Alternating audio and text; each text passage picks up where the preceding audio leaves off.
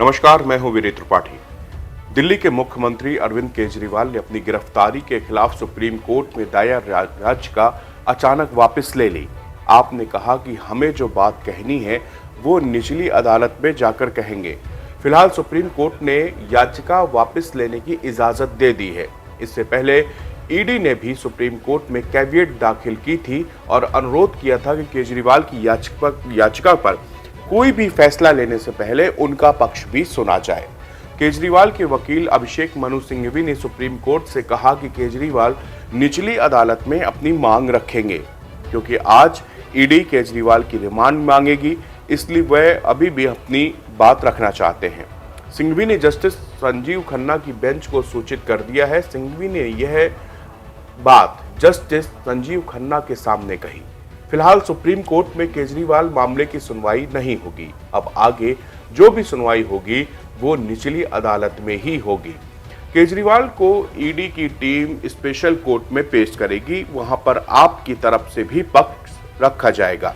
अब खबर है कि केजरीवाल की लीगल टीम ने अचानक रणनीति में बदलाव क्यों किया।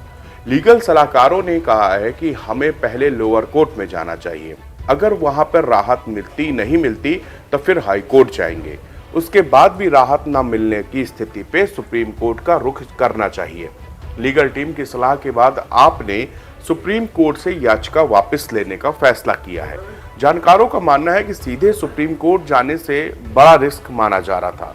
अगर सुप्रीम कोर्ट से झटका लगता तो फिर केजरीवाल की जमानत पर संकट आ जाता, उसके बाद फिर आगे का कोई भी रास्ता नहीं बचता। अभी सुप्रीम कोर्ट का सबसे आखिरी दाव के रूप में रखने का निर्णय लिया गया है। थोड़ी देर में केजरीवाल को राउच एवेन्यू कोर्ट में फिजिकली पेश किया जाएगा। वहां पर ईडी केजरीवाल की रिमांड मांगेगी। ये देखना दिलचस्प होगा कि स्पेशल कोर्ट में केजरीवाल की तरफ से क्या कहा जाता है।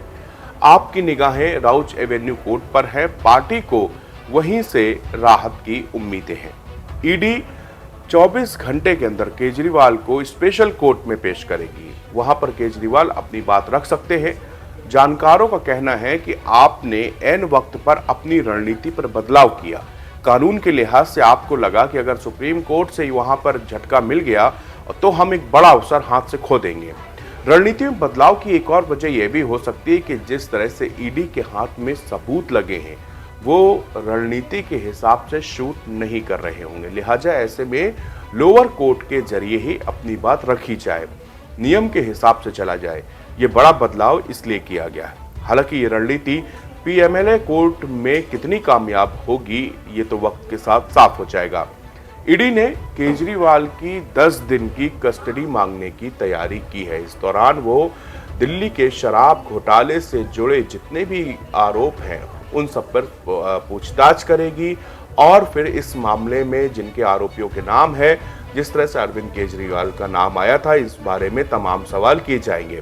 एक दिन पहले दिल्ली हाई कोर्ट ने जब अरविंद केजरीवाल की याचिका पर सुनवाई चल रही थी, उस वक्त भी दिल्ली हाई कोर्ट ने ईडी से कहा था कि अगर आपके पास सबूत है तो आप हमको दिखाइए।